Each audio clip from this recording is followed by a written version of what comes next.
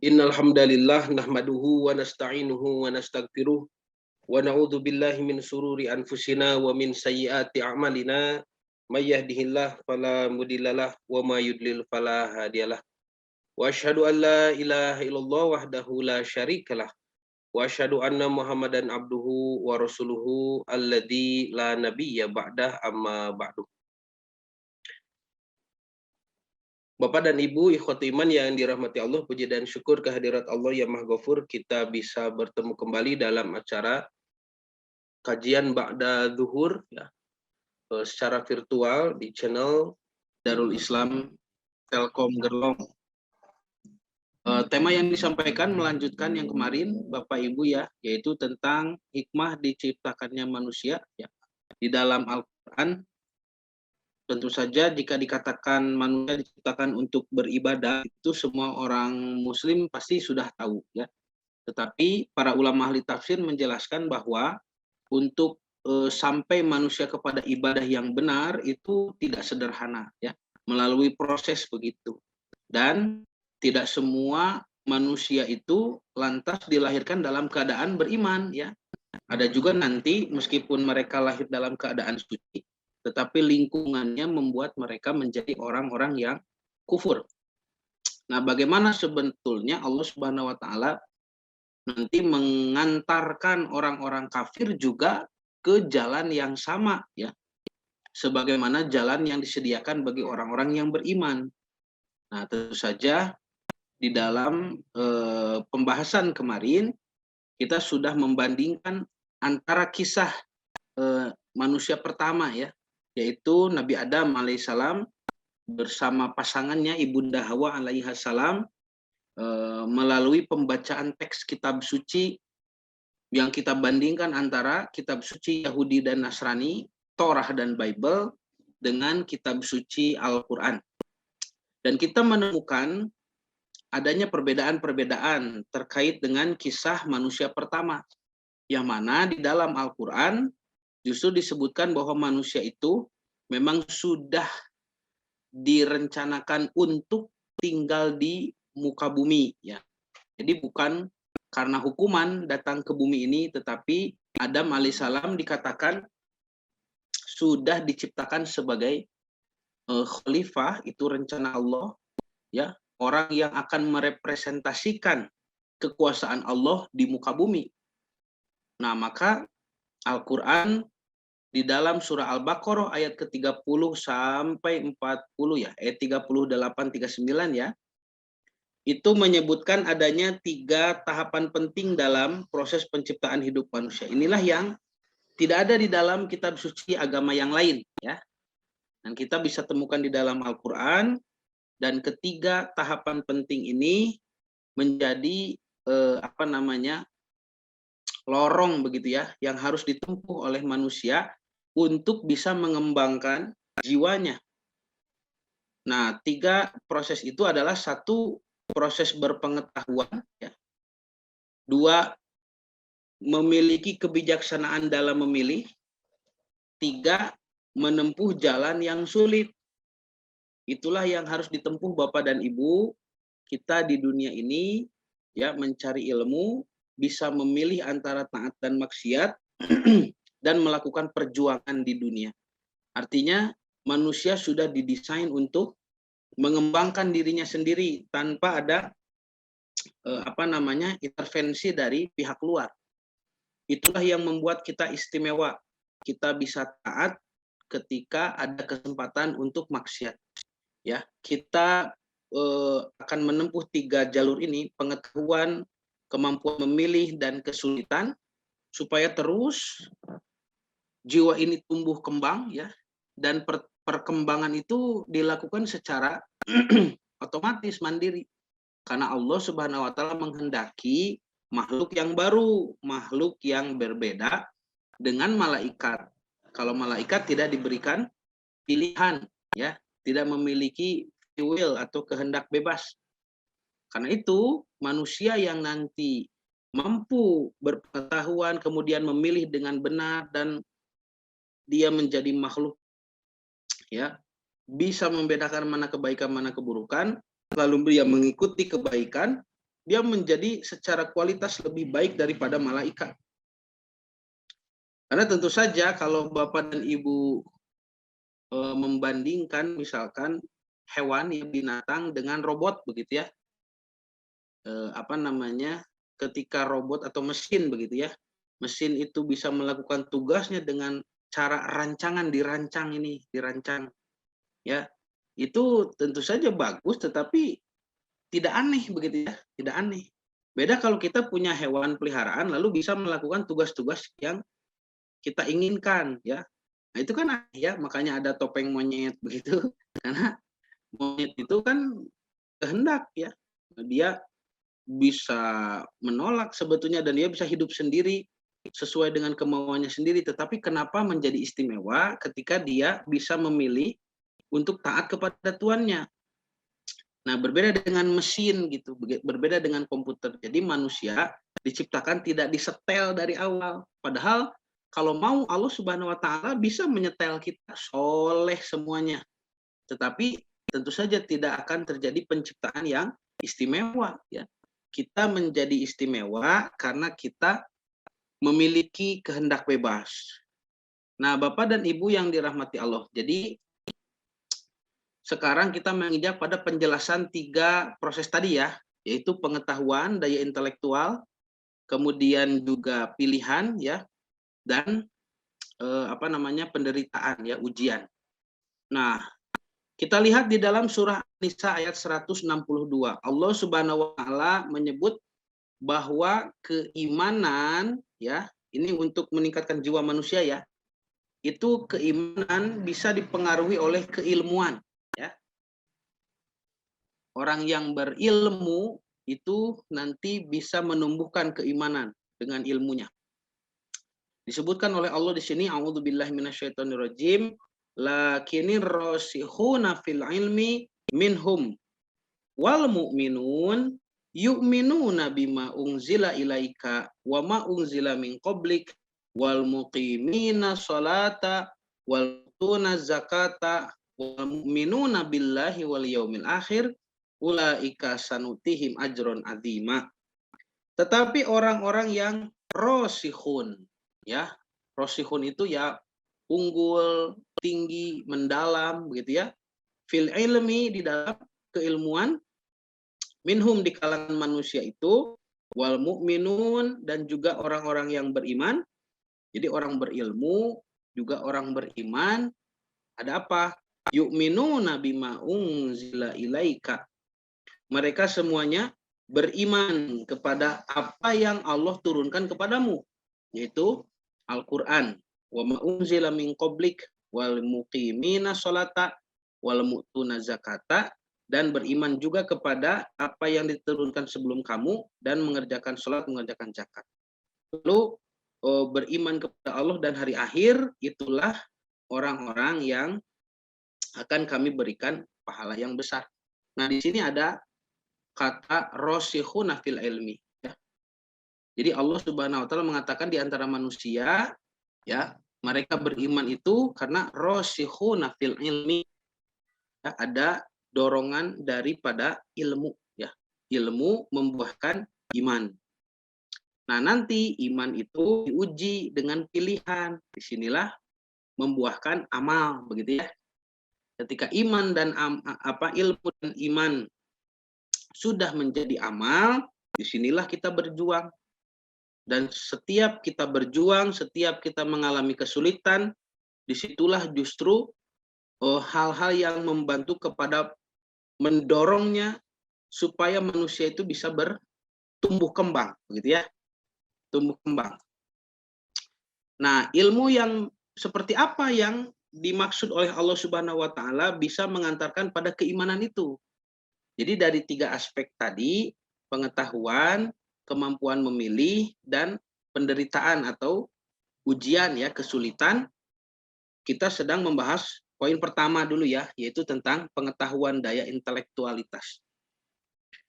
Allah berfirman di surah Ali Imran 190-191, Inna fi khalqis samawati wal ard, penciptaan langit dan bumi, wa ikhtilafil laili wan nahar, pergantian siang dan malam, Laayatil liulil albab, harus menjadi tanda bagi ulul albab.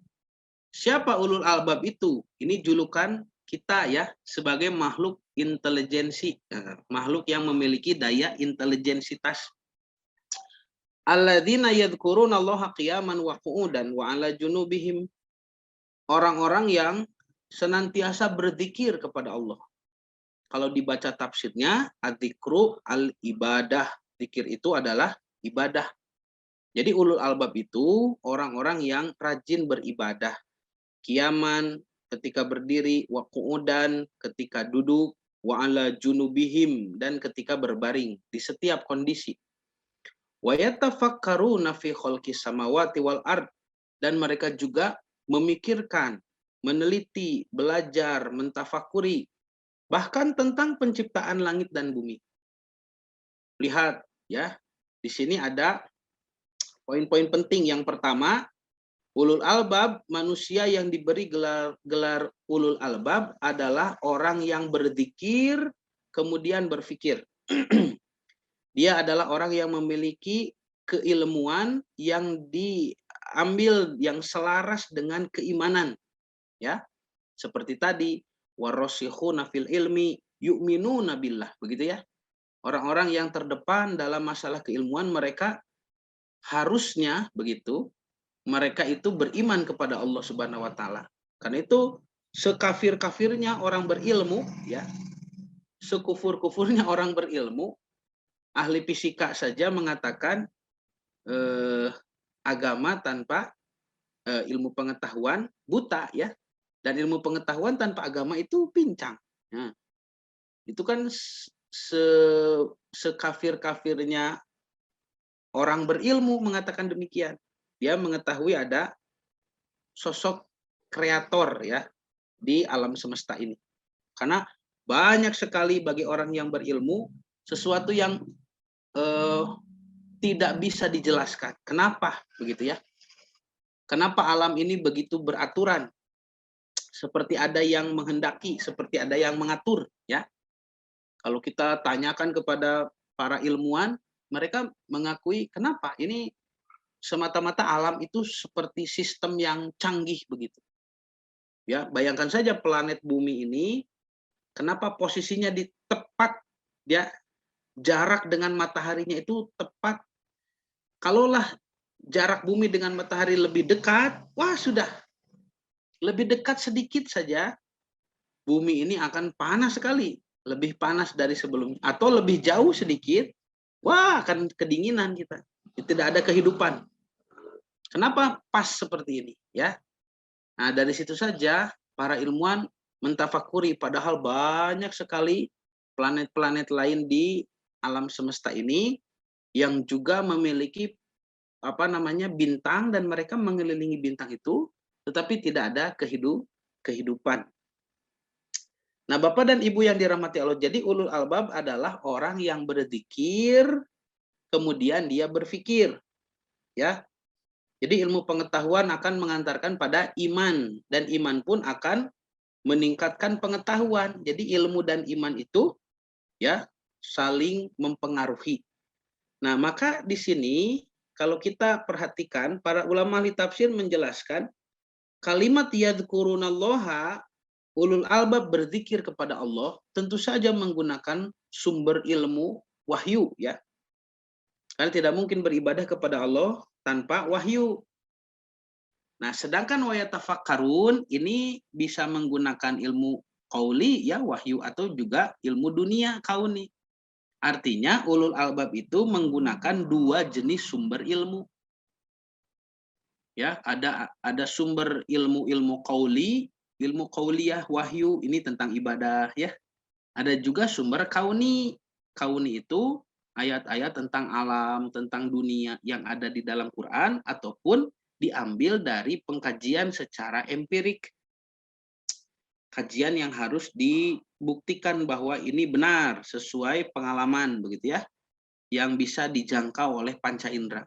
Nah, inilah ulul albab. Jadi manusia memang disebut ulul albab apabila menggunakan dua jenis sumber ilmu, ya. Kita dituntut untuk meningkatkan ilmu selama kita hidup. Karena dengan ilmulah Nabi Adam alaihissalam dulu dihormati oleh malaikat. Sudah dibahas kemarin ya. Malaikat asalnya keberatan. Kenapa? Makhluk yang bisa saling merusak, saling membunuh, ini mengalirkan darah, harus menjadi khalifah di muka bumi. Kenapa tidak kami saja?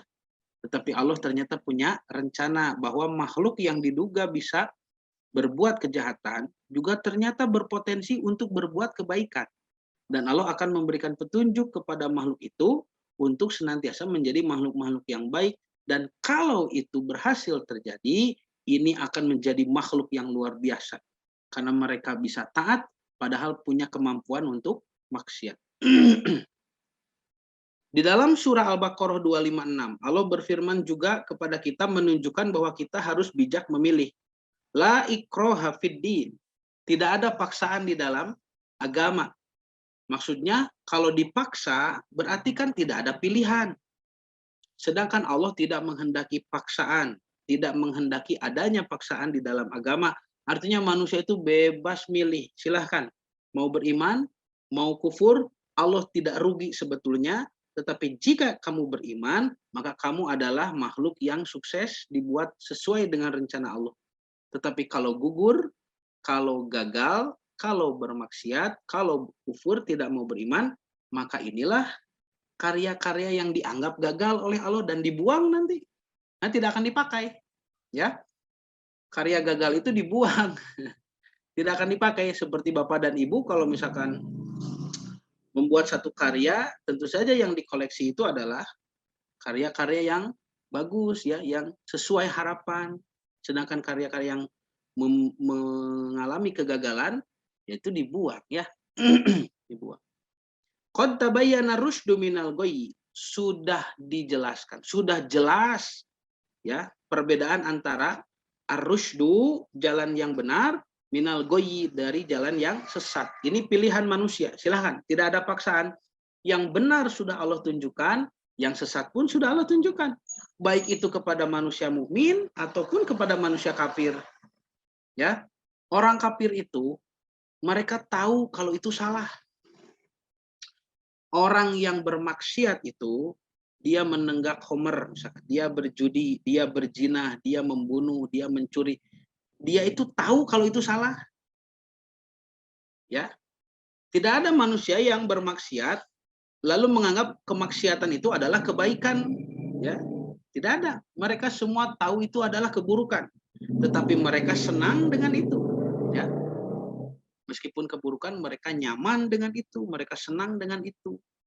Faman yakfur bitoguti wa yu'min billah, kata Allah, barang siapa yang berpaling dari penyembahan berhala dan beriman kepada Allah, faqad istamsaka bil urwatil wuthqa, ya, maka sungguh dia telah berpegang teguh pada tali yang kuat, lam fisoma laha, yang tidak akan terputus. Wallahu sami'un alim, dan Allah Maha mendengar, Maha mengetahui. Ini kemaha pemurahan Allah. Jadi Allah tidak akan memaksa, silahkan kalian yang memilih. Karena sudah dijelaskan mana yang baik, mana yang buruk. Lalu Allah beritahu, kalau kamu pilih yang baik, maka kamu sudah memilih tali yang kuat, ya, yang tidak akan putus. Nah, ini sudah kebaikan dari Allah. Ya. Jadi seperti saya menunjukkan jalan, Bapak Ibu silahkan ambil jalan sendiri. Saya sudah tunjukkan. Yang kanan itu jalannya bagus, yang kiri ini jalannya jelek, begitu ya. Tapi kalau Bapak dan Ibu memilih jalan yang ini, misalkan, ini akan menuju kepada tempat yang dituju. Kalau itu nanti menuju jurang. Nah, dikasih tahu, ya. Ini ada saja sudah dikasih tahu manusia memilih jalan yang jelek, jalan yang buruk. Nah, lalu Allah berfirman di surah Al-Maidah 48. Ini masih tentang proses, ya, dari ilmu kepada pilihan. Likullin ja'alna minkum syir'atan wa minhajat. Untuk setiap umat kami berikan aturan dan jalan yang terang. Walau sya'allahu la ja'alakum ummatan wahidah. Kalaulah Allah menghendaki, manusia itu Allah bisa jadikan sebagai umat yang tunggal, umat yang satu, seperti malaikat, semuanya soleh, semuanya taat, bisa, ya. Walakin, akan tetapi itu bukan kehendak Allah. Liyabluwakum fima atakum fastabiqul khairat. Allah menghendaki untuk menguji kamu terhadap apa yang telah diberikannya kepadamu, maka berlomba-lombalah berbuat kebajikan. Ilallahi marji'ukum, kepada Allah kembalimu jami'an semuanya, fayunabbi'ukum bima kuntum fihi takhtalifun. Nanti setelah kita kembali kepada Allah, Allah kasih tahu apa saja yang kalian pertanyakan selama ini, yang kalian perselisihkan. Nanti kita dikasih tahu jawabannya. Kenapa begini, kenapa begitu, nanti dikasih tahu. Sekarang pelajari dulu petunjuk saja. Cukup bagi kita untuk mempelajari petunjuk, dan selebihnya kalau masih ada pertanyaan-pertanyaan mendetil yang belum terjawab, nanti diberitahu. Nah, sekarang kita sedang ujian, ya. Jadi setelah memilih, kita akan menempuh jalur ujian, jalur berat. Bayangkan anak sekolah yang sedang ikut ujian, ya, lalu dia bertanya kepada guru, Pak, nomor tilu naon usina, nah kieu soalnya, apa isinya ini? Pertanyaan ini apa isinya? Ya tentu saja tidak akan dikasih tahu. Kata guru, kamu kerjakan saja dulu sesuai kemampuan, nanti setelah beres ujian silahkan. Mau bertanya, mau melihat langsung di buku, silahkan. Sekarang kan sedang ujian, tidak boleh bertanya, tidak boleh ya mencontek, harus mengerjakan sesuai kemampuan masing-masing. Dan sekarang di dunia ini kita sedang ujian, ya. Tidak boleh banyak bertanya, salah sendiri kenapa daftar begitu ya. Nah, Allah Subhanahu wa taala berfirman di surah An-Naml 92, "Wa an atlul Qur'ana famanihtada fa innama yahtadi li nafsi wa man dhalla faqul innama ana minal mundirin." Dan agar aku membacakan Al-Qur'an kepada manusia, maka barang siapa yang mendapat petunjuk, maka sesungguhnya dia mendapat petunjuk untuk kebaikan dirinya, dan barang siapa sesat, maka katakanlah sesungguhnya aku ini tidak lain hanyalah salah seorang pemberi peringatan. Jadi Nabi pun tidak diberikan keleluasaan untuk memaksa ya manusia supaya mau beriman, tidak. Nabi hanya mengatakan innama anna minal mundirin. Aku ini hanya pemberi peringatan, ya. Dan Nabi hanya diperintahkan untuk menyampaikan peringatan itu. Fadzakir, kan begitu. Berikanlah peringatan. Fa innama anta mudzakir, kamu hanya pemberi peringatan. Lasta alaihim bimusaitir. Masalah mau diterima atau tidak, mau didengar atau tidak, mereka mau beriman atau tidak, itu bukan urusan Nabi Muhammad SAW. Itu urusan mereka dengan Allah, ya. Mereka dikehendaki untuk memilih. Nah, sekarang lihat surah Al-Lail ya. Jadi manusia sudah diberi ilmu, kemudian manusia juga nanti dihadapkan pada pilihan-pilihan ya dengan ilmunya itu. Allah berfirman di surah Al-Lail nih. Lihat ya, walaili idza yaghsha, ya demi malam, wa nahri idza tajalla, demi siang, kemudian wa ma khalaqadz dzakara wal untha, demi manusia nih laki-laki dan perempuan, inna sa'yakum lasyatta, sesungguhnya usahamu akan ya diberi ganjaran ya, tidak sia-sia. Fa amma man ata wattaqo, barang siapa yang memberi ya, bersedekah, wattaqo, dan dia bertakwa, ini memilih jalan kebaikan. Wasaddaqa bil husna, dia membenarkan juga kepada ajaran kebenaran, fasanuyassiruhu lil yusra, maka Allah akan sediakan jalan kebaikan, jalan yang mudah begitu ya. Wa amman bakhila, tapi barang siapa yang pelit barang siapa yang pelit, wastagna, dan memperkaya diri, wa kadzdzaba bil husna, dan mendustakan kepada ajaran kebaikan ini, ajaran agama, fasanuyassiruhu lil usra, maka kami akan mudahkan baginya jalan kesulitan. Tuh. Ya. Ada pesan apa di sini? Manusia setelah dia berilmu lalu kemudian dia memilih, maka selanjutnya harus menghadapi ujian, ya. Harus menghadapi kesulitan, harus menghadapi tantangan. Untuk itulah kita ada di dunia ini. Dunia tempat perjuangan, bukan tempat bersenang-senang. Maka bagi orang yang berusaha menciptakan surga di dunia, dia justru tidak akan mendapat ketenangan. Berapa orang yang ingin menciptakan surga di dunia, ingin tenang hidup di dunia, semakin dia ingin tenang, semakin tidak tenang. Karena Allah berfirman, orang-orang yang akan dimudahkan, berarti kan dia akan, setidaknya dia akan mengalami kemudahan, ketenangan di dunia ini, bukan orang yang membuat surga di dunia, tetapi mereka yang menempuh jalan-jalan kesulitan. Fa'amma man a'ta wattaqo. Orang ini dia memberi, dia menyedekahkan hartanya, wattaqo, dia bertakwa menjaga aturan Allah. Wasaddaqa bil husna, dia membenarkan ajaran Islam, ya. Fasanuyassirhu lil yusra. Inilah yang akan mempertemukannya dengan nasib-nasib yang mudah begitu. Ya. Yang tidak akan sulit, mudah. Wa amma man bakhila wastagna, tetapi orang-orang yang bakhil, lihat, bakhil itu pelit, istagna itu memperkaya diri. Kenapa memperkaya diri? Karena dia mau menciptakan surga di bumi. Ingin tenang hidup di alam fana. Nah, dunia itu kan alam fana. Fana itu artinya sementara. Sementara begini, sementara begitu, berubah-ubah. Kalau berubah-ubah berarti tidak tenang, riweuh, ya. Alam dunia ini alam fana, alam riweuh. Manusia berlomba-lomba untuk mencari ketenangan di alam riweuh, gerasok. Tentu saja sampai kapanpun tidak akan tenang, ya. Justru semakin kita mencari ketenangan dengan cara yang salah, bakhil dan istagna, semakin kita tidak tenang. Ya. Jadi kalau ingin tenang bagaimana? Kalau ingin mendapatkan kemudahan, tempuhlah jalan yang sulit. Jalan sulit itulah ibadah, ya. Ya, berharap kepada Allah, dia menyedekahkan hartanya, dia menjaga hukum-hukum Allah, bertakwa, ya. Dia hidup di jalan agama, shaddaqa bil husna, maka kesulitan itu akan hilang, akan menjadi mudah. Bukan jalannya yang berubah menjadi enteng, tetapi karena jiwanya yang berkembang. Melihat kesulitan itu sekarang menjadi mudah. Itu.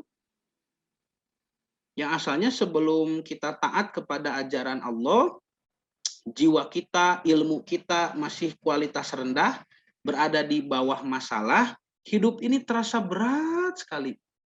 Lalu ketika kita meningkatkan kualitas, Allah tingkatkan keilmuan, Allah tingkatkan keimanan, Allah tingkatkan level ibadah kita, fasanuyassirhu lil yusra, maka kita dimudahkan untuk menerima kemudahan. Apanya yang jadi mudah itu? Apakah masalahnya jadi enteng? Bukan, ya. Soalnya masih itu-itu juga. Tapi berbeda orang yang belajar dengan orang yang tidak belajar dalam mengerjakan soal. Soal yang sekarang kita kerjakan mudah setelah ada belajar, itu adalah soal yang sama ketika kita melihatnya sulit sebelum kita belajar. Jadi ketika Allah mengatakan fasanuyassirhu lil yusra, kami berikan mereka jalan kemudahan, bukan Allah menyulap, ya, nasibnya menjadi mudah, enteng, baik, bukan. Tapi karena kualitas jiwanya sudah meningkat, kualitas ilmunya sudah meningkat, kualitas imannya sudah meningkat. Maka dengan ilmu dan iman yang Allah berikan itu, manusia menghadapi masalah yang tadinya sulit, sekarang jadi mudah. Dan ini banyak tersebar ayat-ayat seperti ini di dalam Quran. Seperti misalkan surah Al-Insyirah, ya. Fa inna ma'al usri yusra. Inna ma'al usri yusra. Bersama kesulitan itu kemudahan. Ya. Jadi bukan wah, ditunggu-tunggu nanti setelah kesulitan akan ada kemudahan. Ditunggu sampai kapan tidak datang-datang kemudahan. Lihat kalimatnya, inna ma'al usri yusra. Bersama kesulitan. Jadi bersama kesulitan itu ada kemudahan. Sulit dan mudah itu sama, bersama-sama. Maka yang menjadikan ini sulit, ini mudah adalah ilmu, iman, dan kualitas amal kita. Seperti tadi, murid yang belajar mengerjakan soal mudah. Murid yang tidak belajar mengerjakan soal sulit, padahal soalnya sama. Soalnya kan masih itu-itu juga. Wa amman bakhila wastagna, ini orang pelit, tidak mau belajar, tidak mau menyedekahkan harta, tidak mau meningkatkan kualitas ilmu, iman, dan ibadahnya. Otomatis jiwanya tidak berkembang. Istagna, dia malah memperkaya diri karena berharap kesenangan datang dari mengikuti hawa nafsu, bukan dari mengikuti jalan yang sulit yang Allah sediakan. Ibadah, tapi mengikuti jalan yang menurutnya itu menyenangkan. Wa kadzdzaba bil husna, sampai karena tidak maunya dia mengikuti jalan yang Allah sediakan, dia dustakan jalan itu. Ya, dustakan karena tidak mau. Fasanuyassiruhu lil usra, orang yang seperti ini Allah nanti beri kesulitan. Kenapa sulit? Apakah Allah menghukum, mengutuknya? Tidak. Dia yang memilih untuk tidak berkembang, dia yang memilih untuk tidak berilmu, untuk salah ya dalam melakukan pilihan. Dia yang tidak mengambil jalan perjuangan ujian, maka jiwanya tidak berkembang. Kalau jiwanya tidak berkembang, masalah sepele saja terasa berat. Tidak punya uang saja bingung. Masa tidak punya uang saja bingung? Ya, Nabi dan para sahabat itu jarang punya uang. Karena para sahabat yang kaya raya itu kan hanya segelintir orang. Rata-rata mereka miskin. Ya, Nabi itu sehari-hari meskipun Nabi tahu bagaimana untuk menjadi kaya raya, tapi Nabi tidak pilih jadi kaya. Nabi meneladani supaya ya Nabi sehari-hari berkecukupan saja miskin, tetapi ketika ada peluang ibadah, Nabi mendadak kaya. Itu pelajaran yang disampaikan oleh Rasulullah SAW. Sehari-hari kelaparan, tetapi ketika Idul Adha misalkan, Nabi menyembelih berapa ratus ekor unta itu. Nah, kalau orang yang seperti ini, bakhila wastagna, orang pelit dan memperkaya diri, dia itu sehari-hari foya-foya. Tetapi ketika diajak untuk beribadah, mendadak miskin, begitu ya. Mendadak miskin. Kenapa? Hubud dunia.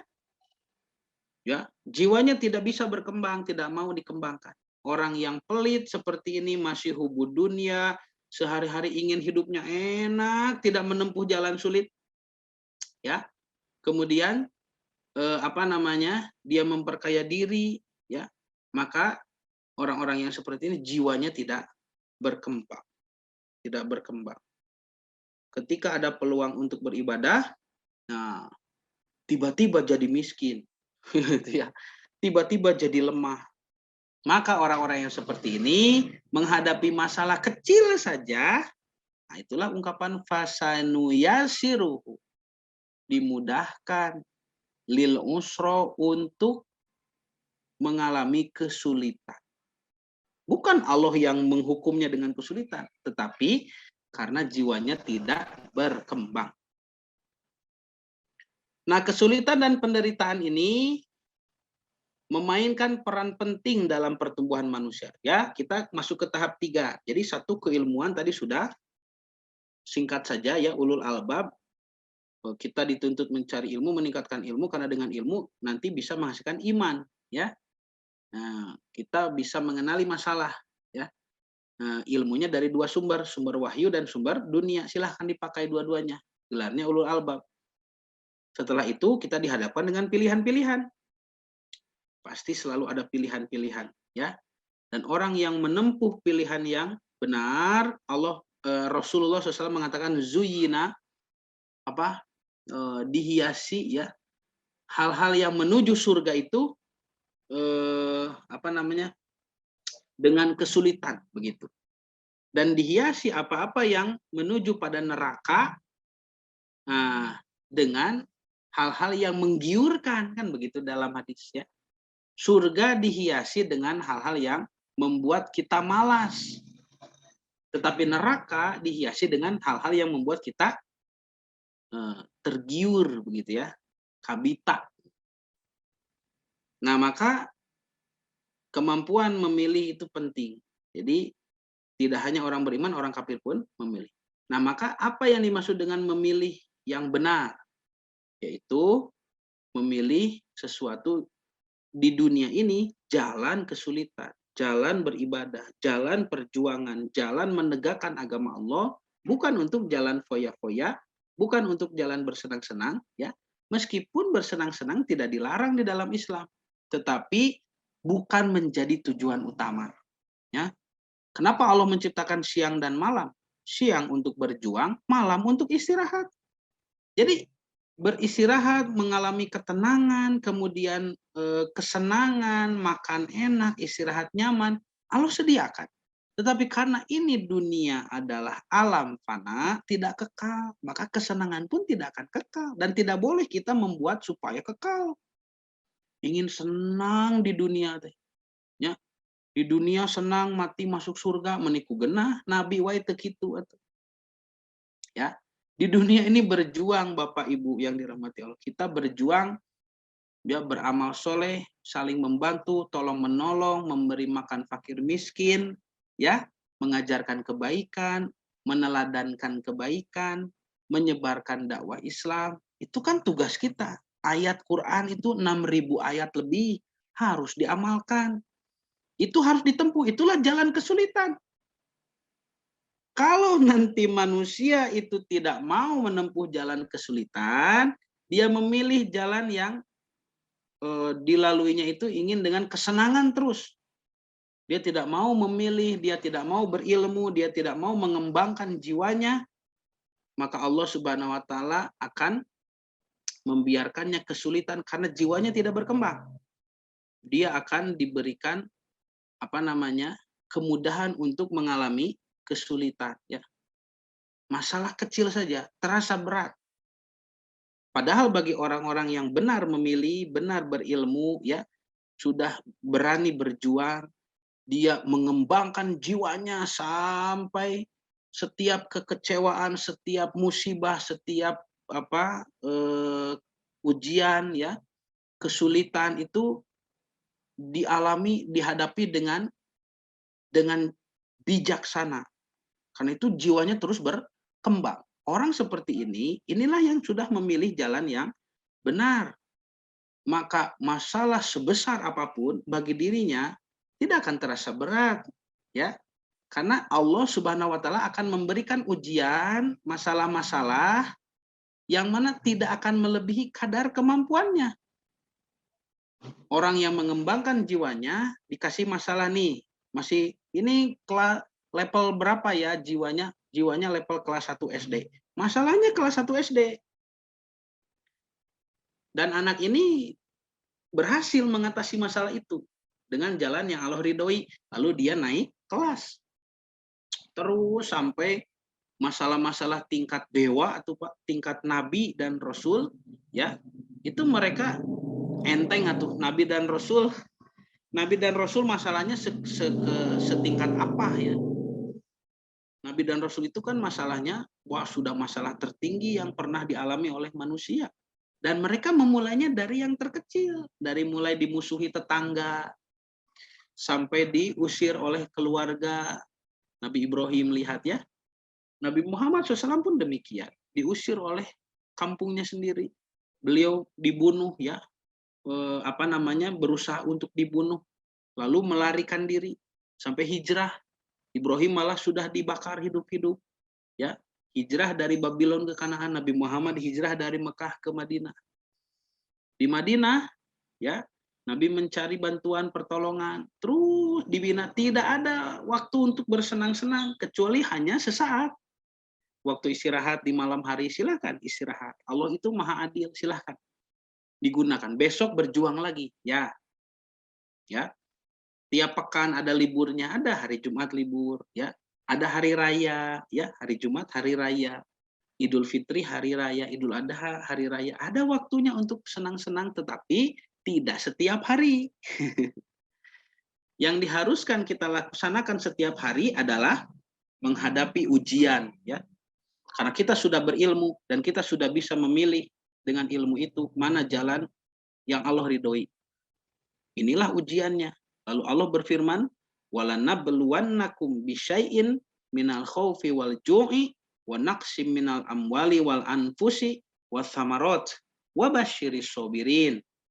Dan kami pasti akan menguji kamu dengan sedikit ketakutan, khauf, dan juga wal ju'i dengan kelaparan, wa naqsim minal amwal, kekurangan harta.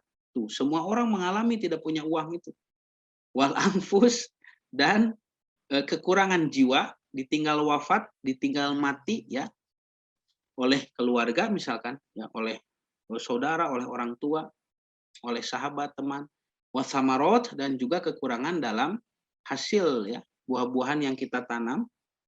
Wabasyiris sobirin, dan berikanlah kabar gembira kepada orang yang tahan uji. Begitu sabar itu ya. Tahan uji, bukan diam. Sabar itu bukan diam. Sabar, sabar, sabar. Diam saja. Waduh. Ya, Allah menyuruh fasbir, bersabarlah kepada Nabi ketika berperang. Kalau diam berarti bagaimana? Ya, dibunuh musuh nanti. Ya, sabar itu tahan uji ya. Sabarnya seorang pelajar, dia tahan uji sebagai pelajar. Berarti dia belajar, dia ujian, ya, dia menghafal, dia taat aturan sekolah. Sabarnya guru yang mengajar. Sabarnya petani ya mencangkul, sabarnya tukang beca ya ngaboseh, mengayuh beca. Karena kalau tidak dikayu, ya tidak akan menghasilkan apa-apa. Dia capek, sudah tidak mau lagi mengayuh beca, sudah tidak sabar jadi tukang beca. Ya, nah sabar dalam berakhlak, menghindari akhlak yang buruk, diantaranya kalau marah itu malah merusak, lebih menambah masalah. Lebih baik tidak marah. Disinilah mungkin sabar menyempit ya. Sabar dalam kemarahan yaitu menahan amarah begitu. Kalau dengan amarah justru tidak menyelesaikan masalah. Nah, Bapak dan Ibu, jadi ujian ini nyata dan kita disetting memang untuk melalui ini ya. Kelaparan, kekurangan harta, ditinggalkan orang yang dicintai ya, kekurangan makanan. Ini bagi orang-orang yang mereka tidak mau menempuh jalan kesulitan. Mereka meyakini saya ingin hidup senang-senang di dunia, lalu mati masuk surga. Wah, Allah sendiri yang mengatakan tidak ada. Jalur seperti itu tidak ada, mohon maaf. Ya, di dunia foya-foya, mati masuk surga. Wah, Nabi Muhammad saja Habibullah, kekasih Allah. Nabi Ibrahim Khalilullah, kesayangan Allah. Tidak begitu jalan hidupnya. Padahal itu kekasih Allah. Kalau ada jalan hidup di dunia foya-foya lalu di akhirat masuk surga, Nabi Ibrahim dan Nabi Muhammad alaihi wasallam itu lebih berhak menerima. Bisa dipahami? Kalau jalan orang-orang yang foya-foya di dunia lalu mati masuk surga itu ada, maka Ibrahim dan Muhammad Shallallahu Alaihi Wasallam lebih berhak menerimanya. Karena mereka adalah kekasih Allah. Ya. Tetapi mereka pun hidup dengan cara seperti itu. Di bumi ini berjuang sesuai kadar kemampuan kita. Kita tidak dituntut untuk ya sesuatu yang ada di luar jangkauan kemampuan kita, tidak dituntut demikian. Kita dituntut la yukallifullahu nafsan illa wus'aha, dengan sesuatu yang tidak akan lebih dari kadar kemampuan kita. Tetapi tetap saja manusia tidak mau memilih ya jalan perjuangan itu, malah mau menciptakan surga di dunia. Lihat, Allah berfirman, bagi orang yang menyangka dia akan masuk surga di akhirat setelah dia membuat surga sendiri di dunia. Allah berfirman, am hasibetum an tadkhulul jannata walamma ya'tikum mathalul ladzina khalau min qablikum. Apa kamu mengira kamu akan masuk surga padahal belum datang kepadamu cobaan seperti orang-orang sebelum kamu? Bagaimana cobaan seperti orang-orang sebelum kita itu? Masat humul ba'sa wa dharra'u. Mereka ditimpa kemelaratan dan ditimpa penderitaan. Wajul jilu, sampai mereka digoncang. Hatta yaqula rasul, sampai rasulnya berkata, walladzina amanu ma'ahu, dan orang-orang yang beriman bersamanya juga berkata, mata nasrullah, kapankah pertolongan Allah itu? Kaki kita yang cenah, aduh ya kesulitan, kapan pertolongan Allah itu? Allah, ingatlah, inna nasrullahi qarib, pertolongan Allah itu pasti datang karena dekat, ya. Nah, jadi orang-orang yang mengambil jalan ujian, jalan penderitaan seperti ini, bukan maksudnya harus miskin, harus menderita, harus melarat, bukan begitu. Tetapi berjuang, ya, berjuang dalam ibadah, ya, berjuang dalam menjaga diri, menjaga keluarga, menjaga umat, masyarakat sesuai kadar kemampuan. Ingat, tujuan utama adalah menjadi khalifah. Artinya, kita ini adalah representasi, perwakilan daripada kekuasaan Allah, ya, yang Allah simpan di bumi. Jadi kita yang harus mengatur apa yang terjadi di bumi supaya bisa sesuai dengan apa yang Allah kehendaki. Kan itu yang dimaksud dengan khalifah. Jadi kalau Bapak sudah beribadah soleh sendirian, ya, Bapak rajin ke masjid, tetapi tetangga Bapak ada yang berzina, ada yang mabok, Bapak cuek saja, itu belum merepresentasikan khalifah di muka bumi. Disitulah kita harus berjuang, bagaimana menjaga agama Islam, bagaimana supaya Allah disembah oleh seluruh manusia di muka bumi. Meskipun itu mustahil, ya, karena ada iblis yang terus melawan kita. Tetapi disitulah letak ujiannya. Jadi manusia dituntut untuk memiliki ilmu, lalu dituntut untuk bijak dalam memilih, dan juga dituntut untuk berjuang di muka bumi. Bagi orang yang tidak mau berjuang, maka Allah akan biarkan dia dalam kualitasnya yang rendah, jiwanya yang tidak terlatih. Masalah kecil pun akan terasa sulit oleh orang seperti ini. Ya, nanti biasanya Allah tegur, ya, dengan kesulitan-kesulitan itu supaya manusia benar dalam pilihan. Biasanya kesulitan ujian itu datang dari perkara-perkara yang sudah Allah berikan sebagai fasilitas hidup, lalu kita terlalu mencintainya, lalu kita terlalu menelantarkannya. Dua, ya. Misalkan fasilitas hidup itu apa? Satu, umur, jasad, fisik, ya, kesehatan, kenikmatan jasmani, pasangan turunan, harta benda, pekerjaan, amanat, jabatan, kemudian teman, sahabat, tempat tinggal, ya, tetangga, ya, itu semuanya adalah rizkun, disebutnya rizkun, ya, fasilitas hidup. Di dunia ini kita sudah dapat fasilitas hidup. Nanti yang harusnya fasilitas hidup itu kita gunakan untuk berjuang di muka bumi, ya, mendirikan agama Allah sebagai khalifah dengan fasilitas itu. Ini malah kita bersenang-senang dengan fasilitas itu. Ada manusia yang senang, terlalu senang dengan fisiknya, kesehatan, ya, sampai ngangkat barbel, nepi ka magrib kuat, eta adan magrib hare-hare. Padahal adan mah sholat ngangkat panangan teu berat, Allahu Akbar. Tapi dia tidak bisa itu sholat, ya. Tapi ngangkat besi kuat sih mah. Kenapa? Karena yang dicintainya bukan jalan perjuangan menuju agama Allah, tetapi yang dicintainya adalah fisiknya. Nanti ada orang yang terlalu mencintai harta benda, sampai ingin mengumpulkan harta, ya, dan tidak akan ada kenyang seperti itu, dan melabrak batasan-batasan Allah dalam mencari harta. Ada juga orang yang tertarik dengan lawan jenis. Pokoknya laki-laki ini, pokoknya dia, wah, tergila-gila dengan perempuan. Ada perempuan tergila-gila dengan laki-laki. Sampai melanggar batasan-batasan Allah dalam menempuhnya. Ada juga yang terlalu mendewakan anak cucunya. Ya, ini kan hawa nafsu manusia. Kalau terlalu berat kepada rizki yang Allah berikan, atau sebaliknya, terlalu menelantarkan. Ya, karena kalau ada yang dicintai, pasti ada yang dibiarkan. Orang yang terlalu mencintai lawan jenis, misalkan, dia menelantarkan kesehatan. Orang yang terlalu menelantarkan kesehatan, misalkan, dia Orang yang terlalu mencintai kesehatan badan, misalkan dia menelantarkan pekerjaan, misalkan, atau menelantarkan anak. Orang yang terlalu mencintai anak, misalkan dia menelantarkan pasangan, itu kan pasti ada ya, setiap manusia. Nah, maka Allah di sini akan memberikan teguran ya, supaya kita diberi peringatan.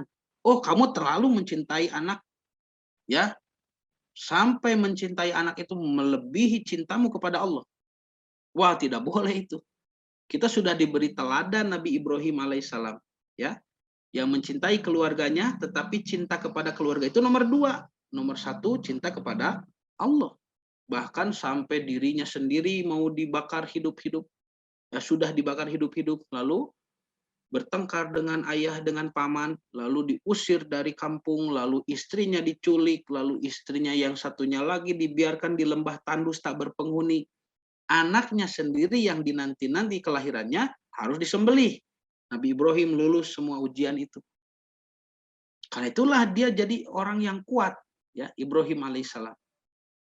Jadi Bapak dan Ibu, ketika kita punya anak yang melanggar agama, melanggar aturan Allah, lalu kita tidak menegurnya karena takut, karena kasihan, ya, karena sayang, itulah ciri bahwa Bapak dan Ibu lebih mencintai anak daripada mencintai Allah. Padahal anak kita bukan milik kita, itu titipan Allah, ya. Mana buktinya anak itu titipan Allah? Kita mengurus anak dikasih pahala. Kalau mengurusi sesuatu dikasih upah itu artinya bukan milik kita. Tukang cuci motor, kenapa dapat upah? Karena mencuci motor orang lain, bukan miliknya itu. Makanya dibayar. Kalau dia mencuci motornya sendiri, siapa yang mau bayar? Bapak mencuci motor Bapak sendirinya, mau layan muruhan atau di buruhan sote pan kita mencuci motor orang lain, baru kita dikasih upah. Ini Bapak dan Ibu mendidik anak, mengajari anak, dikasih upah oleh Allah. Artinya bukan punya kita anak itu. Ya. Nah, itulah Bapak dan Ibu. Jadi, kesulitan dan penderitaan memainkan peran penting dalam pertumbuhan jiwa manusia. Allah juga berfirman, kullu nafsin dha'iqatul maut. Setiap jiwa akan merasakan kematian. Wa nabluwakum ya, wa nabluukum bisyarri wal khairi fitnatah. Dan kami menjadikan keburukan ya sebagai ujian nih. Diuji kamu dengan keburukan bisyarri wal khairi dan kebaikan. Fitnatan sebagai cobaan.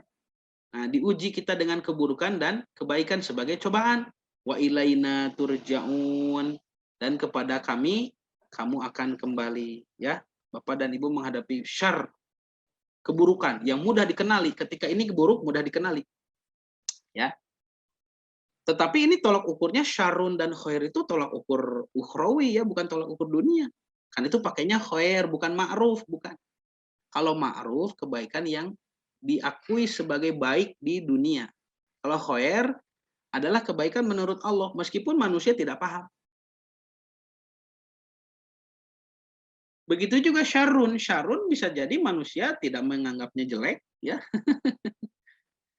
ya. Tetapi Allah menyebut itu adalah kejelekan, ya.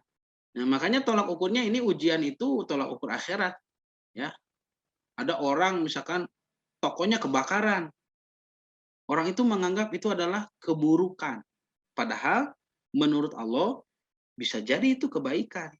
Karena Allah sedang menghilangkan harta-hartanya yang tidak halal misalkan, yang tercampuri riba misalkan, yang belum kena zakat misalkan, ya. Nah, supaya tidak termakan, karena kalau dimakan api neraka nanti jatahnya itu. Makanya dibakar di dunia keneh. Mumpung masih di dunia dibakar oleh Allah daripada dibakar di akhirat nanti. Itu Allah menyelamatkan harta dengan bentuk ujian kebakaran. Makanya kita tidak tahu ini ujian keburukan itu buruk atau baik. Makanya ucapan yang dianjurkan adalah inna lillahi wa inna ilaihi roji'un. Kita ini milik Allah dan semuanya akan kembali kepada Allah. Ini kembalikan kepada Allah. Apakah ini buruk baik kita tidak. Ini kehendak Allah begitu. Nah, ini juga sama ya. Al-balad mengatakan laqad khalaqnal insana fi kabad, ayat 4 tuh. Kami telah menciptakan manusia ya untuk berada dalam keadaan susah payah tuh. Ayah sabu'an la yaqdiru alaihi ahad. Apakah manusia itu menyangka tidak ada seorang pun yang berkuasa atasnya? Ya. Sampai yaqulu ahlaktu malan lubadan, dan mengatakan aku telah menghabiskan harta yang banyak. Jadi manusia itu sampai tidak mengenali adanya Tuhan, ya. Nah, merasa apa yang dimilikinya, apa yang dikeluarkannya itu hasil jerih payah sendiri. Ya. Padahal Allah Subhanahu wa taala sudah bersumpah atas nama kota Mekah, ya, dan juga atas nama hubungan bapak dan anak, bahwa laqad khalaqnal insana fi kabad. Allah menciptakan manusia itu untuk berada dalam keadaan susah payah, ya, fi kabad, berada dalam keadaan susah payah. Nah, ada lagi di sini surat Asy-Syams, ya. Ayat ke-7 mengatakan wa nafsi wa masawaha, dan demi jiwa, ya, dan apa yang dia perbuat, ya, potensi perbuatan ini. Fa'alhamaha, Allah berikan ilham, berikan petunjuk padanya, pada jiwa itu, fujuroha, ya, perbuatan keji bagi jiwa itu, yang bisa merusak jiwa itu, tidak ditumbuh kembangkan dengan perbuatan itu. Wa taqwaha, atau perbuatan hatinya, perbuatan kebaikannya. Qad aflaha man zakkaha, sungguh bahagia orang yang memilih jalan takwa, dia sudah membersihkannya. Wa qad khaba man dasaha, tapi sungguh rugi orang yang mengotorinya. Ini dua jalan. Semua orang dapat dua jalan. Mukmin dan kafir dapat dua jalan. Kalau orang yang terus mengikuti jalan-jalan kebaikan dalam menempa jiwanya, ya, maka dia akan terus sampai kepada manusia paripurna, ya, yang disebut dengan khalifah tadi. Kalau dimulai dari perjalanan kafir, dia akan terus masuk Islam dulu, lalu terus kualitasnya meningkat. Kalau sudah Islam sejak lahir dan tidak terpengaruhi oleh lingkungan yang kotor, maka dia akan juga, ya, meningkat kualitas jiwanya lebih mudah daripada orang kafir. Tetapi tidak ada jaminan di sini kita bisa memilih dengan benar. Orang yang sudah berislam pun bisa jadi terjerumus. Makanya ada orang yang murtad, ya. Kenapa? Salah milih. Dimulai dari yang kecil. Pilihan itu selalu dimulai dari yang kecil. Adzan berkumandang, mau sholat mau cuek nih. Gitu kan? Ya, fa'alhamaha fujurha wa taqwaha. Ya. Semuanya menghadapi pilihan. Nah, Bapak dan Ibu yang dirahmati Allah. Jadi manusia memilih, ya, kemampuan memilih itu mempengaruhi kepada kualitas jiwa, ya. Ketika manusia memilih kesulitan dan penderitaan, itu memainkan peran penting dalam pertumbuhan manusia. Nah, maka di surah Al-Insyiqaq ayat ke-6 Allah mengatakan, ya ayyuhal insan, wahai manusia, innaka kadihun ila rabbika kadhan famulaqi, kamu telah bekerja keras menuju Tuhanmu, ya. Memang dunia ini sulit, Bapak Ibu. Dunia ini penuh dengan ujian, kita penuh dengan masalah. Karena memang tempat berjuang, tidak ada yang salah. Justru pola pikir kita harus memahami, ya, harus dirubah. Yang disebut dengan hidup sukses, hidup enak itu bukan tenang. Jangan pernah mengeluh, kenapa ya saya banyak masalah. Justru Bapak Ibu sedang banyak masalah, itu sedang berjuang, sedang mengembangkan jiwa. Dan itulah jalan yang harus ditempuh. Kenapa orang lain, ya, padahal mereka jarang sholat, padahal mereka orang kafir, tetapi kenapa hidupnya senang? Itulah orang-orang yang tidak memilih jalan perjuangan. Orang yang memilih foya-foya di dunia. Maka Allah akan berikan. Kalau mereka memilih dunia, kata Allah, barang siapa yang menginginkan dunia, tusibuha, dia akan mendapatkannya. Barang siapa yang menginginkan akhirat, maka di sisi Allah adalah dunia dan akhirat, ya. Jadi orang-orang yang tidak memilih jalan perjuangan tapi hidupnya senang, itu tidak boleh kita iri. Kenapa? Karena mereka sedang menjerumuskan diri mereka sendiri, bukan sedang melatih jiwa ya. Seperti orang yang latihan olahraga, misalkan di klub sepak bola begitu ya, atlet yang rajin mengikuti aturan klub, disiplin latihan, merasa iri kepada orang yang berleha-leha.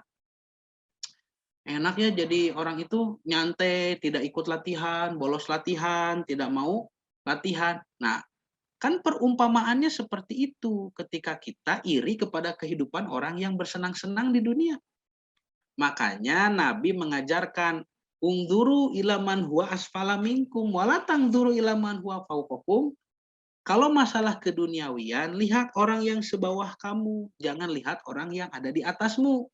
Karena belum tentu apa yang kamu lihat baik itu kebaikan, belum tentu ya. Bapak, Ibu, kita hidup banyak masalah, kita sedang berada di koridor yang benar.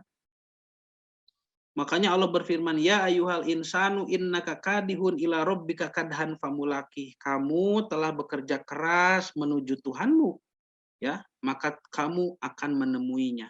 Nah, inilah jalan yang kita sabar ya, beribadah terus, mengamalkan Islam meskipun berat, meskipun banyak masalah, karena kita akan bertemu dengan Sang Pencipta insya Allah. Ya. Nah, maka Allah Subhanahu wa taala pun tidak akan membiarkan orang-orang baik seperti ini ya, yang sudah menimba ilmu, sudah meningkatkan intelijensitasnya, sudah benar dalam memilih ya, dalam pilihannya dan sudah memilih jalan perjuangan. Allah akan menepati janji ketika dulu Allah berfirman kepada Nabi Adam, "Faman tabi'a hudaya fala khaufun 'alaihim wa lahum yahzanun." Barang siapa yang mengikuti petunjukku, maka dia tidak akan ketakutan dan tidak akan bersedih. Jadi Allah sudah berjanji akan memberikan petunjuk ya bagi kita. Nah, salah satu di antara pemberian karunia Allah yang sangat besar untuk petunjuk supaya kita tidak salah dalam memilih ya, kita tidak salah dalam menempuh perjuangan ya, dan kita tidak salah dalam mengambil ilmu tentu saja.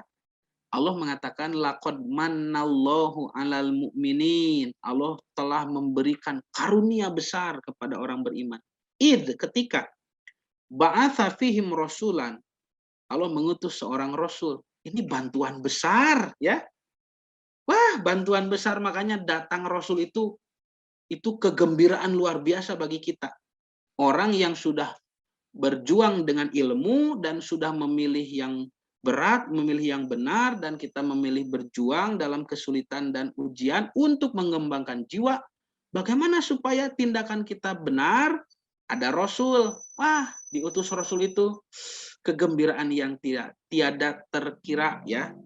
Nilai yang tiada terukur ya, karunia yang sangat besar. Rasul datang min anfusihim, dari kalangan manusia sama dengan kita, mudah diikuti. Kalau Rasul dari kalangan jin bagaimana? Wah, bagaimana mengikuti, ngobrol saja mungkin sulit ya. Nah, yatslu alaihim ayatihi, Rasul itu akan membacakan ayat-ayatku, ayat-ayat Allah. Oh, begini ilmu yang benar itu, siap gitu.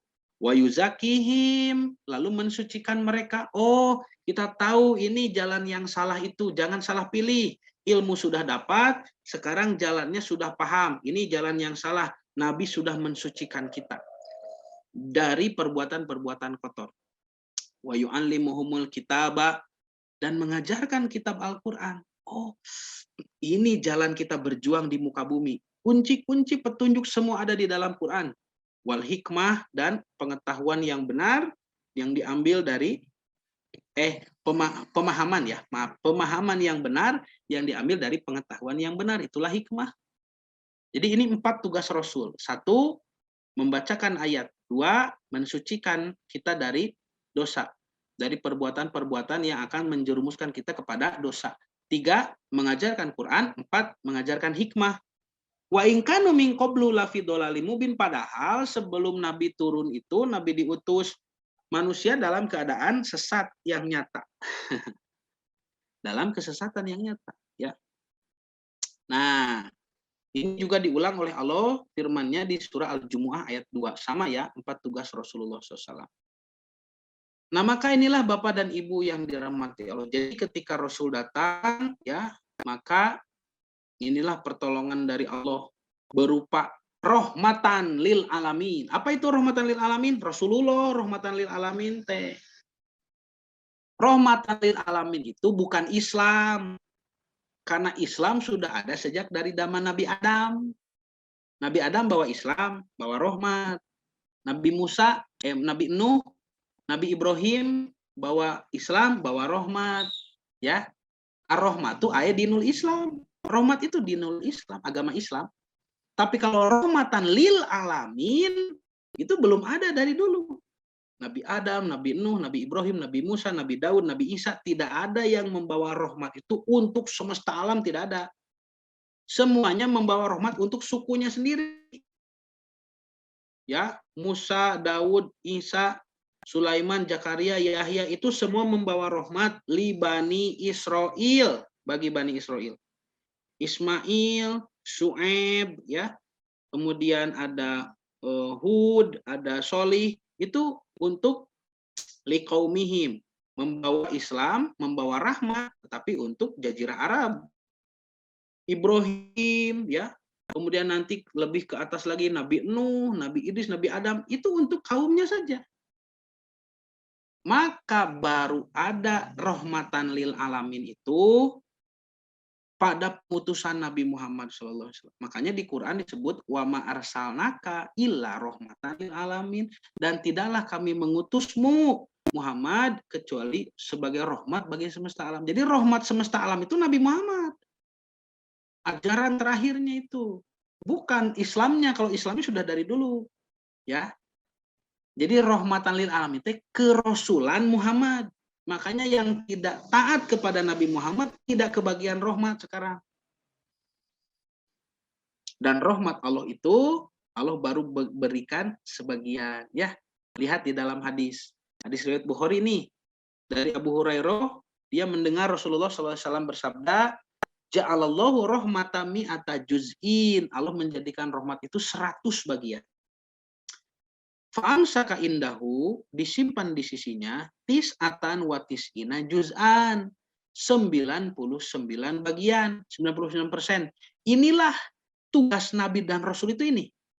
Menunjukkan rahmat yang 99% yang Allah simpan. Itu di mana?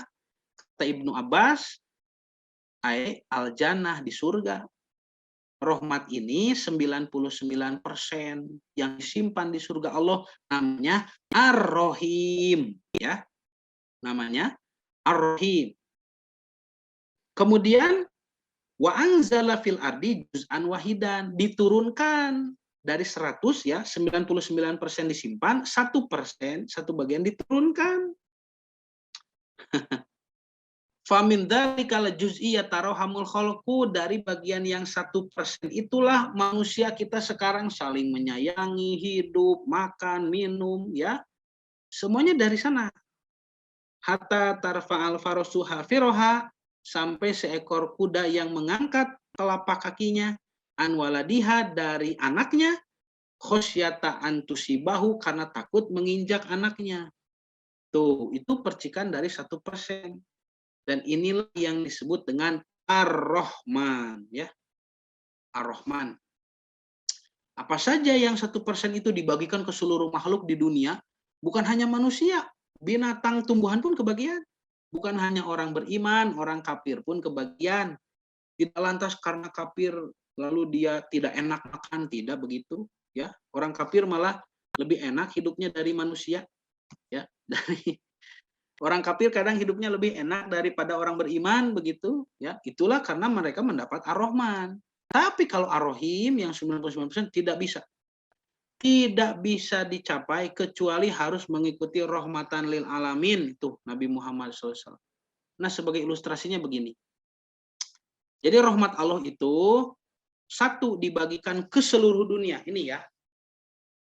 Jadi di dunia kita sudah dapat ini, orang mukmin, orang kafir, manusia, hewan, tumbuhan dapat ini sedikit berbagi, ya, dibagikan sakedik ewang. Dari zaman Nabi Adam sampai hari kiamat tetap 1%, tidak bertambah. Manusia dari 2 orang, dari Nabi Adam dan Siti Hawa saja, berdua saja, sekarang 7 miliar. Ini konsumsinya tetap tidak bertambah, tidak berkurang. Secara logika tidak akan cukup ini. Makanya manusia harus terus mengecil, ya. Karena Nabi Adam dulu kan 30 meter, Ibunda Hawa alaihissalam tuh 27 meter. Terbayang manusia setinggi itu ada 7 miliar, waduh, tidak akan dapat. Harus mengecil, mengecil, mengecil, ya. Sehingga kita saling berbagi. Nah, Ar-Rahman ini diterima tidak hanya oleh manusia dan juga oleh jin, ya. Maka tugas kita adalah supaya kita menjadi khalifah di muka bumi itu, supaya Allah ridho dan kita nanti diberi imbalan rahmat yang 99 itu. Itu Ar-Rahim. Bagaimana caranya itu? Ya. Bagaimana caranya manusia dan jin ingin dapat itu? Kita sudah cari ilmu, kita sudah bijak memilih, kita sudah siap untuk berjuang, tapi kalau tidak ada Rasul, jalan yang kita usahakan itu bisa jadi bukan yang Allah ridhoi. Disinilah letak tingginya nilai kerasulan. Mahalnya. Wah, kayak Rasulnya mahal. Karena kita tidak tahu. Manusia dan jin tidak tahu ini. Ar-Rahman sudah diterima, lalu Ar-Rahim ingin dicapai, tidak akan tahu. Mustahil tahu. Ya. Nah, disinilah apa yang Allah sebutkan, wa ma khalaqtul jinna wal insa illa liya'budun. Kami menciptakan jin dan manusia itu untuk beribadah. Nanti kita cari ilmunya. Kan orang yang beribadah menyembah patung juga itu cari ilmu dulu. Tanya dulu ini patung apa? Patung dewa, dewa apa? Bisa bagaimana kalau disembah bagaimana? Kan itu cari ilmu. Tapi ilmu yang salah. Lalu dia memilih mau nyembah patung atau tidak. Mau, itu pilihan. Itu kan bisa memilih dengan ilmunya. Karena dia tertarik, tapi pilihan yang salah. Lalu nanti ada peperangan antar suku, yang ini Tuhannya Dewa Anu, yang itu Tuhannya berhala Anu. Ini kan konsekuensinya berat. Mereka berjuang demi Tuhannya masing-masing. Mereka pun berjuang, tapi perjuangannya perjuangan yang salah. Hobi. Itu ibadah. Jadi ibadah dituntut kita ini di muka bumi, dan kita pasti punya fitrah untuk ingin beribadah. Hanya saja bagaimana ibadah yang benar itu tidak tahu. Kalau kita beribadah mengikuti ketidaktahuan, maka yang muncul adalah syirik, musyrik ya, nyembah berhala, nyembah batu, nyembah pohon, nyembah sumur, nyembah laut, nyembah matahari, bintang, bulan, benda langit, nyembah manusia bahkan juga Firaun. Khurafat dan tahayul, ya. Yang muncul 3 ini, syirik, khurafat, tahayul. Itu yang akan muncul ketika kita beribadah mengikuti ketidaktahuan. Maka Allah Subhanahu wa taala dengan kemaharahman dan rohimnya, kemaharahmatannya, beliau mengutus rahmat dari dulu supaya menunjukkan Ar-Rahim itu mana. Rahmat pertama diutus, ya, mulai Nabi Adam, Nabi terus, ya, dan semuanya rahmat saja begitu. Rahmat di sini adalah dinul Islam, ya. Tidak ada yang diutus untuk rahmatan lil alamin. Baru di diri Nabi Muhammad, ya. Disinilah mereka mendapatkan rahmatan lil alamin. Muhammad Rasulullah diutus sebagai rahmatan lil alamin. 4 tugasnya tuh, tilawah ayat, tazkiyatun nafas, mensucikan diri jiwa kita, ta'limul kitab, ta'limul hikmah. Dengan ini kita jadi tahu, oh, ilmu kita tidak akan salah. Tahu ilmu yang benar. Pilihan kita juga tentu saja tidak akan salah karena didasari dari pengetahuan yang benar. Perjuangan kita pun tidak akan kerja bakti kita. Kita tidak akan capek gawe teka pakai, Pak. Insya Allah perjuangan kita sekarang sudah tahu mana jalan perjuangan yang benar itu.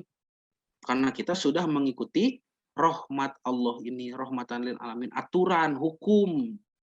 Ya, yang tadinya manusia tidak tahu, tidak paham. Sekarang jadi tahu. Nah, maka mengikuti rahmat Allah yang diturunkan melalui Nabi dan Rasul itu menyambungkan kita kepada Ar-Rahim. Kan itu Ar-Rahim yang 99. Jadi tindakan menyesuaikan diri dalam beribadah kepada rahmatan lil alamin untuk mencapai ar-rahim disebut silaturahim gitu. Ini silaturahim yang sebenarnya, bukan sasalaman, bukan berkumpul, bukan menjaga hubungan saja. Eta mah kuah atuh sana silaturahim. Sudah menyempit ya makna silaturahim di kita. Silaturahim yang sebenarnya berangkat dari sini dulu, baru nanti berkembang ya. Ada silaturahim kepada diri sendiri mengikuti Rasulullah. Ibadah Bapak berwudu, Bapak sholat, Bapak saum, sedekah, menjalankan rukun Islam sesuai petunjuk dari Rasul, rahmatan lil alamin. Itu sudah tindakan silaturahim. Kalau Allah berfirman, ku anfusakum wa ahlikum naron. Jaga diri kamu dan juga keluargamu. Artinya Bapak harus bersilaturahim juga kepada istri. Istri Bapak keluar rumah, harus menutup aurat. Kalau tidak pakai kerudung, tidak pakai hijab, ya Bapak harus menegur. Artinya Bapak bersilaturahim dengan istri. Gitu. Kalau istri Bapak keluar rumah tidak pakai kerudung, Bapak cuek saja, Bapak sudah memutus silaturahim itu. Bisa dipahami ya? Silaturahim teh gitu, lain bertemu, berkumpul, sasalaman, ya. Bukan begitu. Silaturahim itu tolok ukurnya aturan Allah, Nabi. Nah, lalu sekarang kita menjaga silaturahim di keluarga kita supaya semuanya soleh mengikuti rahmat Allah supaya mencapai rohim 99 supaya mencapai surga. Baru Allah berfirman, wal asri innal insana lafi husrin, semua manusia kerugian di muka bumi ini karena tanggung jawab yang berat. Illa ladina amanu, kecuali orang beriman, wa amilus sholihat, dan beramal soleh, wa tawasau bil haq, wa tawasau bis sabr, dan orang yang saling mewasiatkan kepada kebenaran dan tahan uji dalam prosesnya, inilah berdakwah.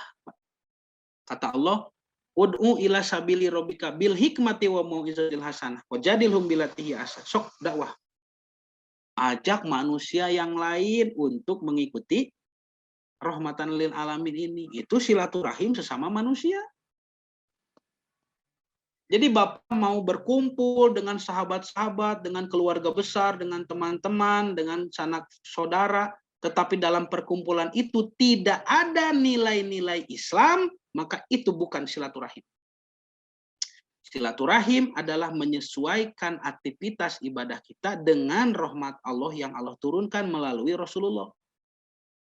Untuk supaya kita tahu kepada rohim 99% di surga itu. Mencapai surga. Jadi nyolehkeun jalmi gitu Pak, silaturahim. Membuat manusia mengikuti aturan Allah, itu silaturahim. Anak Bapak tidak mau sholat, ku Bapak dimarahi, kamu harus sholat, ayo sholat dengan Bapak. Kita masuk surga bareng-bareng, yuk sholat, bawa ke masjid. Itu Bapak menyambung silaturahim dengan anak. Anak Bapak kuliah ke luar negeri, sudah bertahun-tahun tidak bertemu, tapi Bapak sudah suka mendoakan, suka menanyakan kabar bagaimana ibadahnya, bagaimana. Anak juga di luar negeri menjaga kesolehan, menjaga, ya, dia mendoakan orang tua, menjaga akhlak. Tersambung tidak silaturahim? Tersambung, padahal tidak ketemu. Tapi kalau Bapak di rumah dengan ibu saja misalkan, tidak saling memperhatikan agama masing-masing, ibu mau bagaimana silakan, Bapak tidak menegur, Bapak mau bagaimana silakan, ibu tidak mengingatkan. Meskipun satu atap, satu rumah, bahkan satu kamar, satu ranjang, tapi Bapak dan Ibu sudah memutus silaturahim. Nah, inilah Bapak dan Ibu, Allah Subhanahu wa taala mengajarkan kepada kita nama-nama yang baik, Asmaul Husna, dan ini juga penting dalam perkembangan jiwa manusia. Jadi sebagai khalifah itu begitu. Kita khalifah di muka bumi, merepresentasikan, mewakili ya kekuasaan Allah di alam semesta, ya diwakilkan kepada manusia untuk planet bumi begitu. Makanya manusianya juga harus belajar dari sifat-sifat Allah. Allah Maha mendengar, kita pun diberi pendengaran. Allah Maha melihat, kita diberi penglihatan. Allah Maha berpengetahuan, Maha mengetahui, kita pun diberikan ilmu oleh Allah. Allah Maha Pengasih, Penyayang, kita pun diberi rasa kasih sayang oleh Allah. Ya, Allah Maha menyelamatkan, kita pun harus menyelamatkan orang. Allah Maha Pemberi rizki, kita pun dituntut untuk bersedekah. Allah Maha Gagah, ya, Maha Kuasa, kita pun harus gagah berkuasa, harus punya kuasa, kita punya kekuatan, Pak, ya, umat Islam itu dalam menjalankan agamanya. Ya. Apalagi ini pokoknya 99 nama Allah yang baik, Asmaul Husna, Allah ajarkan kepada kita karena Allah memberikan sebagian daripada sifat-sifat baiknya kepada kita karena kita adalah khalifatullah, khalifah Allah, ya. Sudah tersampaikan ya pesannya. Jadi manusia berilmu, bijak memilih, lalu mengambil jalan perjuangan untuk menjadi khalifah sehingga semakin dekat dengan Ar-Rahim, semakin dekat dengan Allah. Kenapa Allah mengajarkan sifat-sifat baiknya kepada kita? Karena ketika kita mau mendekat dengan seseorang misalkan, itu kita bisa mudah lebih dekat kalau kita berbagi hal-hal yang sama. Ya. Bapak siapa yang suka sepak bola? Saya misalkan senang nonton sepak bola. Bapak juga senang nonton sepak bola. Bisa tidak kita lebih dekat? Bisa. Kenapa? Ada sesuatu yang sama, kita sharing. Ibu misalkan senang masak, ya. Istri saya misalkan senang masak. Bisa tidak ibu dengan istri saya dekat? Bisa, karena ada hal-hal yang dibagi, ya, kesenangan yang sama. Allah Subhanahu wa taala ingin dekat dengan kita supaya kita mendekat kepada Allah. Maka Allah mengajarkan sifat-sifat yang sama yang Allah miliki kepada kita yang tentu saja dalam kapasitas manusia. Tentu saja berbeda. Maha mengetahui Allah dengan mengetahui manusia tentu saja berbeda. Ya, tetapi kita diberi oleh Allah sedikit daripada kebaikan-kebaikannya.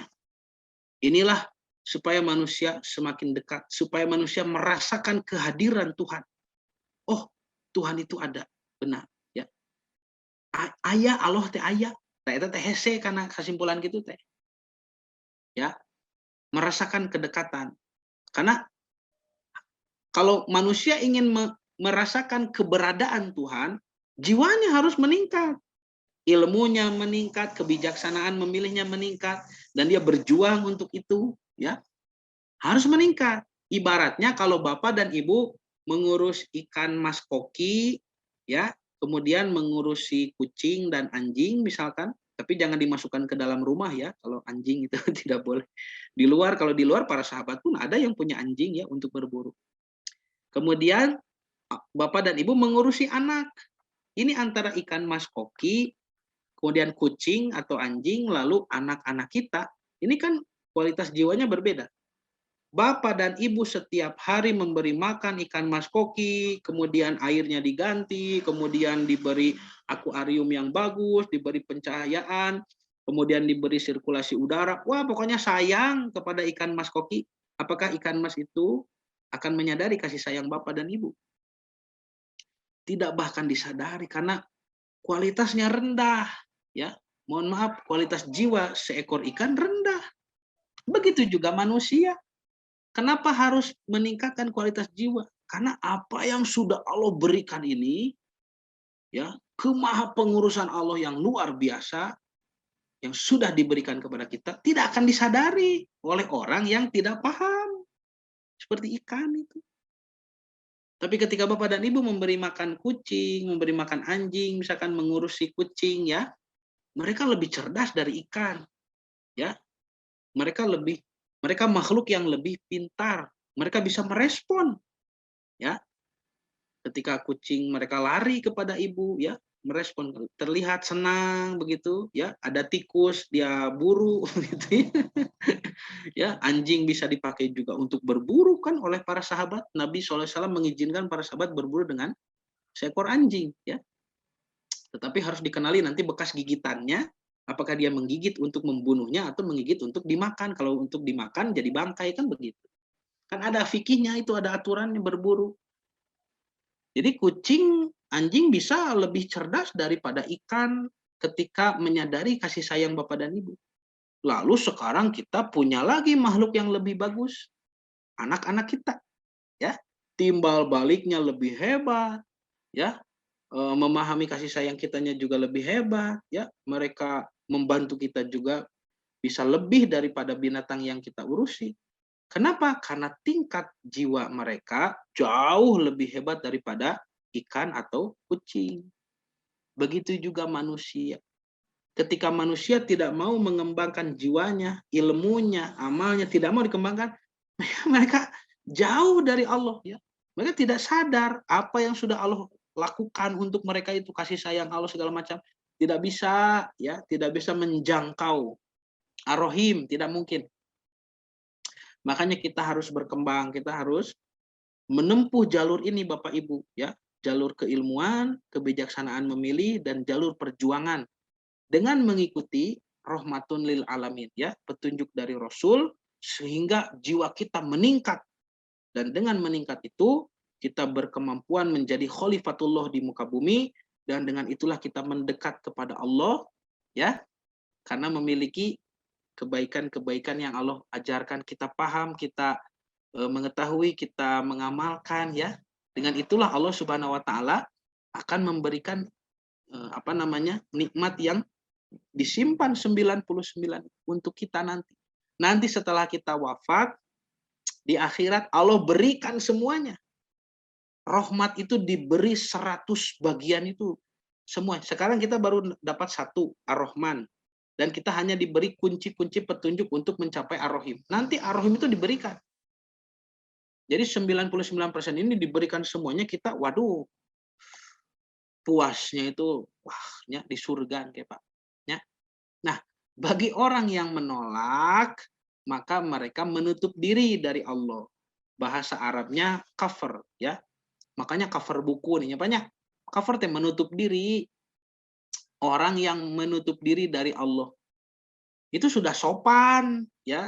14 abad nih orang Arab disebut kafir, tidak ada yang marah. Karena paham. Ini ada orang Islam, orang Indonesia, ya. Bukan orang Islam saja, mungkin ada orang yang kafirnya juga, ya. Orang Indonesia lah begitu. Orang Indonesia mengerti bahasa Arab saja tidak, lalu sakit hati disebut kafir. Ya berarti orang kafir, ya. Lalu ingin diganti dengan non-muslim. Non-muslim itu, non itu tidak, muslim itu selamat, tidak selamat justru, ya. Nah, maka Allah berfirman kepada orang kafir, innallaha la yadlimun nasa syai'an. Allah itu tidak mendolimi manusia sedikit pun. Walakinnan nasa anfusahum yadlimun. Tapi manusia itulah yang mendolimi diri sendiri. Ya, Allah sudah sediakan ilmunya, jalan-jalan, ya, hidup perjuangan, ujian-ujian supaya kita terus berkembang dengan petunjuk Nabi dan Rasulnya, supaya kita jadi khalifah, supaya kita bisa mendapat Ar-Rahim, nikmat Allah yang paripurna nanti, dan karena kita menjadi makhluk yang Allah harapkan. Tetapi ada orang yang tidak mau seperti itu. Makanya Nabi mengatakan, kullu ummati yadkhulul jannah illa man aba. Semua umatku masuk surga kecuali yang enggan. Kecuali yang tidak mau, kata Nabi. Jadi masalah masuk neraka itu bukan salah Allah. Innallaha la yadzlimun nasa syai'an. Allah tidak mendolimi manusia sedikit pun, walakinan nasa anfusahum yazlimun. Tetapi manusialah yang mendolimi diri mereka sendiri. Nah, Bapak dan Ibu yang dirahmati Allah, sekian dulu ya yang bisa disampaikan pada kesempatan kali ini. Mudah-mudahan menjadi ilmu yang bermanfaat khususnya bagi saya sendiri, ya, dan menjadi motivasi beribadah kepada Allah lebih tinggi. Mohon maaf atas segala kekurangan, keterbatasan, dan juga waktu yang terlalu lama. Mohon maaf, mudah-mudahan kita bisa bertemu lagi di kesempatan selanjutnya, ya, insya Allah. Saya tutup, ya, akhirul kalam. Rabbana atina fid dunya hasanah wa fil akhirati hasanah wa qina adzabannar. Aqulu qauli hadza wa astaghfirullah li wa lakum. Wassalamualaikum warahmatullahi wabarakatuh.